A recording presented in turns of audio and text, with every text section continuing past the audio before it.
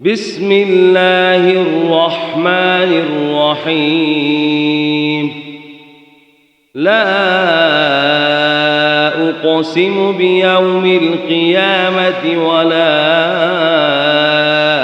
أقسم بالنفس اللوامة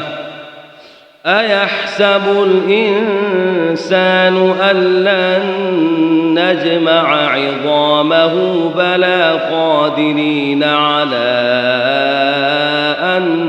نسوي بنانه بل يريد الإنسان ليفجر أمامه يسأل أيان يوم القيامة فإذا برق البصر وخسف القمر وجمع الشمس والقمر يقول الإنسان يومئذ أين المفر كلا لا وزر إلى ربك يومئذ المستقر ينبأ الإنسان يومئذ بما قدم وأخر بل الإنسان على نفسه بصيرة ولو ألقى معاذيره لا تحرك به لسانك لتعجل به إن علينا جمعه وقرآنه فإذا قرأناه فاتبع قرآنه ثم إن علينا بيانه كلا بل تحبون العاجلة وتذرون الآخرة وجوه يومئذ ناظرة إلى ربها ناظرة ووجوه يومئذ باسرة تظن أن يفعل بها فاقرة كلا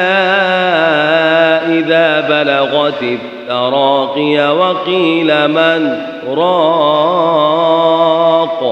وظن أنه الفراق